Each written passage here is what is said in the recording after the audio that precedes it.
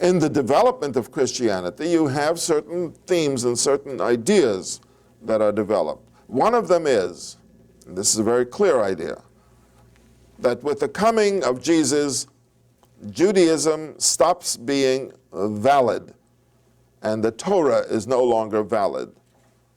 From now on, from the time of Jesus, only Christianity is the valid faith.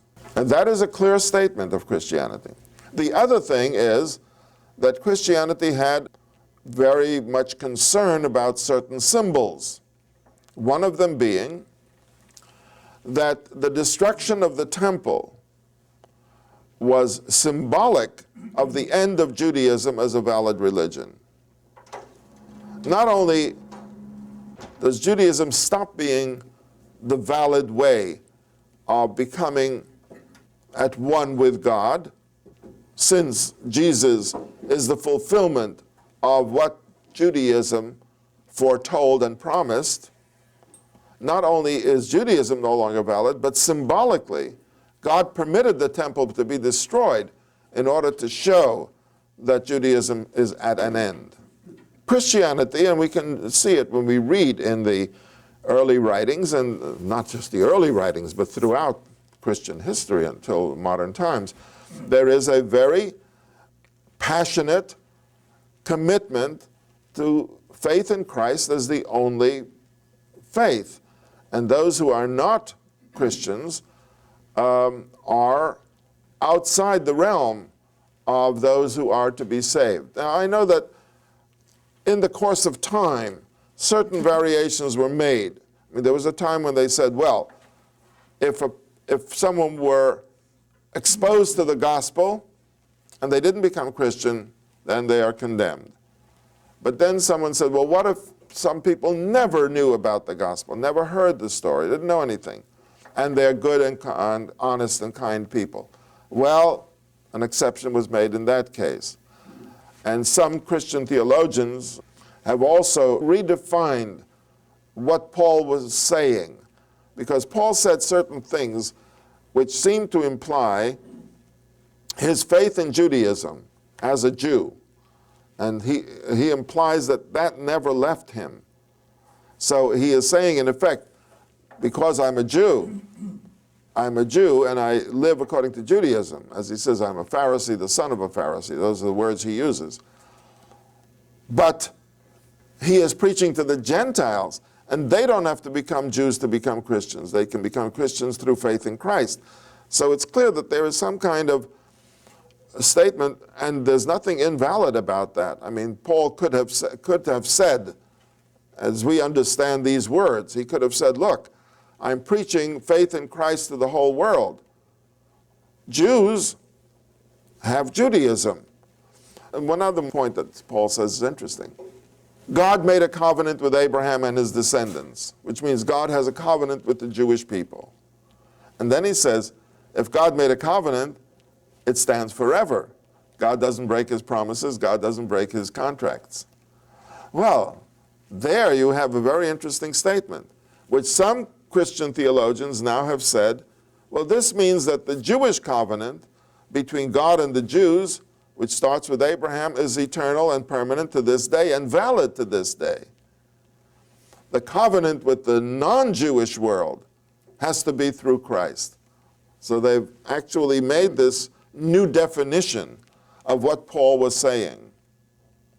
But in general, we find that Christianity has very strong views and doesn't tolerate much opposition, as we'll see as it develops. Yes? How is the view that the destruction of the temple was symbolic of the end of continuing Judaism square with the view of some fundamentalists that the temple has to be rebuilt as a condition to the coming of Christ? That's an interesting story. That's an interesting variation. It doesn't contradict anything. It's an interesting variation.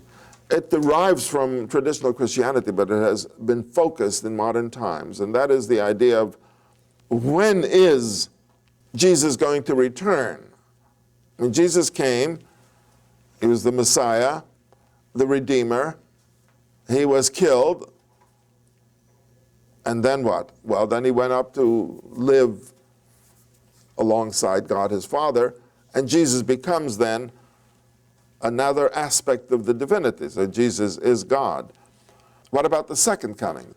Since Jesus the Redeemer came, and the world is not redeemed, evidently, obviously, not only is it a war of conflict, a world of conflict, but in the course of time, Christians have been killing Christians also.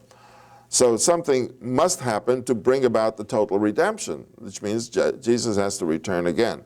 Well, why hasn't he come? Look, we came to the year 1000. Nothing happened. Now we're at the year 2000. Still nothing happened to change, except that evidently the computers were all in conformity. Now, what is delaying the return? What is delaying the second coming?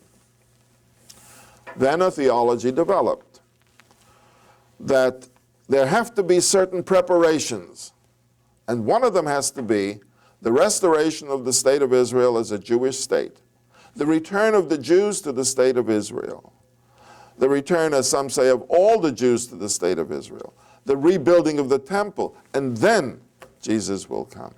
That is the theology of a certain group of Christians. Many of them are fundamentalists, and some are evangelical, but this is a view of Christians.